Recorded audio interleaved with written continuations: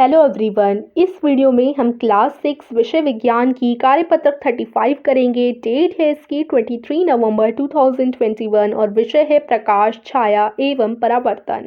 इसमें हम लोग छाया क्या है इस विषय के बारे में चर्चा करेंगे। उससे पहले प्लीज़ हमारे चैनल माइंड बूस्टिंग क्लासेस को ज़रूर सब्सक्राइब कर दीजिएगा। तो यहाँ से देखते हैं, एक छाया वास्तव में सिर्फ एक स्थान या क्षेत्र है जहाँ कोई प्रकाश नहीं है, क्योंकि एक अपारदर्शी वस्तु प्रकाश किरणों को रोक रही है। तो देखो क्या होता है, एक अपारदर्शी वस्तु है, ठीक है। तो मान लो ये हमारी एक अपारदर्शी वस्तु है। यहाँ नीचे पिक्चर दे रखा है, इधर से ही हम लोग समझते हैं। तो यहाँ से जो है इस टॉर्च की किरणें आ रही हैं, ठीक है। इस तरीके से किरणें आएंगी। यहाँ पर आपका कोई भी ऑब्जेक्ट रखा है, कोई भी अपारदर्शी वस्तु रखी है। तो अपारदर्शी वस्तु का क्या मतलब होता है, ऐसी वस्तु जिसकी हम आर पार नहीं देख सकते, यानी वो किरणों को अपने आर पार नहीं जाने देती, ठीक है। ये किरणें इसके आर पार बिल्कुल भी नहीं जा पाएंगी, ऐसी वस्तु को अपारदर्शी वस्तु कहते हैं। तो यहाँ से आपकी टॉर्च की किरणें आ रही हैं और ये इस अपारदर्शी वस्तु को पार नहीं कर पाएंगी। पार ना कर पाने के कारण पीछे अंधेरा रह जाएगा और वही अंधेरा जो होता है हमारा छाया होती है, ठीक है। वही अंधेरा हमारी शेडो यानी छाया बन जाती है, ठीक है। ऐसे ही मान लो स्टार शेप का कोई अपारदर्शी वस्तु है, यहाँ से आपकी सूरज की किरणें या फिर टॉर्च की किरणें, किसी भी चीज़ की रोशनी आ रही है। अब क्या है, ये रोशनी जो है आर पार तो जा नहीं पाएगी इसके, क्योंकि ये अपारदर्शी वस्तु है। तो इसी की जैसी पीछे शेडो बन जाएगी तारे की यानी स्टार शेप की, ठीक है। तो जो पीछे शेडो नहीं जा पाती और पीछे अंधेरा रह जाता है, तो वही चीज़ हमारी शेडो बन जाती है फिर, ठीक है। तो आई होप आप लोग समझ गए होंगे इस चीज़ को। अब चलिए, यहाँ पर बताया रखा है छाया का बनना। एक छाया तब बनती है जब कोई पारदर्शी वस्तु प्रकाश के मार्ग में आती है, ये हमने पढ़ लिया। एक छाया को एक पर्दे की आवश्यकता होती है जहाँ वह बनती है, उदाहरण के लिए कमरे की जमीन या दीवारें, यहाँ तक कि इमारतों की सतह। तो छाया कहीं पर भी बन सकती है, जमीन पर, दीवारों पर, इमारतों की सतहों पर भी, ठीक है। छाया हमें विभिन्न वस्तुओं के आकार के बारे में बताती है, या यह हमें विभिन्न वस्तुओं के आकार के बारे में गुमराह भी कर सकती है। जैसे शंकु की छाया पर्दे पर त्रिकोण सी दिखती है।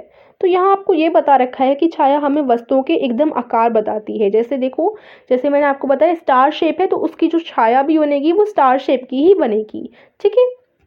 लेकिन कभी कभी क्या होता है, छाया हमें गुमराह भी कर देती है वस्तुओं के आकार के बारे में। जैसे के लिए जो एक शंकु होता है वो इस प्रकार का होता है, ठीक है। अब इसकी जो छाया बनती है वो कभी कभी हमें त्रिकोण जैसी दिखती है, इसकी जो छाया बनती है वो हमें त्रिकोण जैसी दिखती है, ठीक है। तो इस वजह से क्या होता है, हम लोग कंफ्यूज हो जाते हैं कि ये क्या है, ठीक है। तो कभी कभी वो हमें गुमराह भी कर सकती है, कभी कभी जो छाया है वो एकदम वस्तुओं के आकार की भी बनती है। तो किसी अपारदर्शी वस्तु द्वारा प्रकाश किरणों की बाधा के कारण बनने वाले धब्बे को छाया कहा जाता है। तो कोई पारदर्शी वस्तु है, उसके द्वारा प्रकाश किरणों की बाधा बन गई, फिर उसके कारण जो है पीछे काला धब्बे बढ़ गए, उसी को हम लोग छाया कहते हैं। यानी जो पीछे जगह बच जाती है जहाँ पर छाया नहीं जा पाती, जहाँ पर रोशनी नहीं जा पाती, वो वाली जो जगह होती है उसी को हम लोग छाया कहते हैं। छाया के प्रकार निर्भर करते हैं प्रकाश स्रोत पर, प्रकाश को अवरुद्ध करने वाली वस्तु की प्रकृति पर, प्रकाश स्रोत वस्तु और सतह जहाँ छाया बननी है उनके बीच की दूरी पर, कि जो आपका वस्तु है वो टॉर्च से कितना दूर है, टॉर्च वस्तु से कितनी दूर है, और जहाँ पर छाया बनने वाली है वो इन दोनों से कितनी दूर है वो जगह, ठीक है। तो इन पर निर्भर करता है कि छाया कैसे बनेगी, बड़ी बनेगी या छोटी बनेगी, ठीक है। अब है सुबह यानी अर्ली मॉर्निंग या दोपहर लेट आफ्टरनून को आप अपनी छाया को लंबी देखते हैं। अगर आप एकदम सुबह दिखेंगे या आप एकदम शाम को दिखेंगे, तो सुबह या शाम आपको कैसे दिखेगी छाया, बहुत लंबी दिखेगी, है ना, लंबी दिखती है। लेकिन दोपहर के समय जब सूर्य आपके सिर के ठीक ऊपर होता है तो बनने वाली छाया प्रकृति में छोटी और काली होती है। देखो यहाँ पर ना शाम है, ठीक है, यहाँ पर शाम है। तो क्या बोल रखा है यहाँ पर, देखो सुबह और शाम के समय जब आप देखोगे तो छाया लंबी होगी, लेकिन दोपहर के समय जब आप देखोगे तो सूरज एकदम आपके सिर के टॉप पर होता है। शाम को भी इस तरफ होता है साइड में, और सुबह भी इस तरफ से साइड में होता है। लेकिन जब आफ्टरनून में देखोगे, दोपहर में, तो एकदम ऊपर सूरज निकला होता है, तो आपके सिर के एकदम ऊपर सूरज है। तो आपकी जो वो बनेगा प्रकाश छाया बनेगी, आपकी जो छाया बनेगी वो आपके आसपास घेरे में ही बन जाएगी और छोटी सी बनेगी। ठीक है, तो इस वजह से एकदम सूरज ऊपर होने के कारण प्रकाश छोटा बनता है, छाया छोटी बनती है। ठीक है, ये चीज़ ध्यान रखिएगा। उसके बाद अगर साइड से निकल रहा है सूरज, तो देखो आप इधर हो तो आप साइड से सूरज आ रहा है तो आपकी आगे शेडो बनेगी, लंबी बनेगी। ठीक है, तो ये होता है डिफरेंस कि जो है दोपहर को छाया छोटी बनती है और सुबह और शाम को लंबी बनती है। आइए अब प्रश्न उत्तर है। प्रश्न 1 है, छाया क्या है? तो छाया क्या है, इसका उत्तर आप लोग यहाँ से लिख लेंगे। ये रहा आपका आंसर। किसी अपारदर्शी वस्तु द्वारा किरणों की बाधा के कारण बनने वाले काले धब्बे को छाया कहा जाता है। ये आपका आंसर नंबर 1 हो जाएगा। ठीक है, उत्तर नंबर 1। अब चलिए दूसरा प्रश्न देखते हैं। दूसरा प्रश्न है, छाया कैसे बनती है?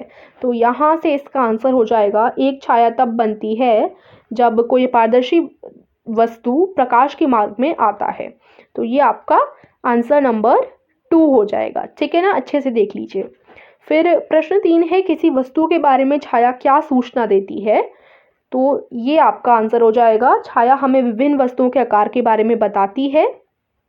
ये चीज़, ये जो है आपका आंसर नंबर 3 हो जाएगा। तो इस तरीके से आज की वर्कशीट के उत्तर आप लोग कर लेंगे। ये आपके क्वेश्चंस हैं, नीचे 3 क्वेश्चन दिए गए हैं, ये आपके ऊपर से 3 आंसर हो जाएंगे।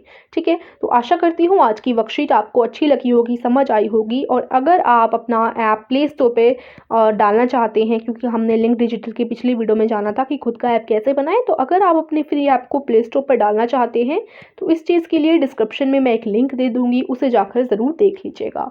वीडियो अच्छी लगी तो इसको लाइक कीजिए, चैनल को सब्सक्राइब कीजिए। Thank you.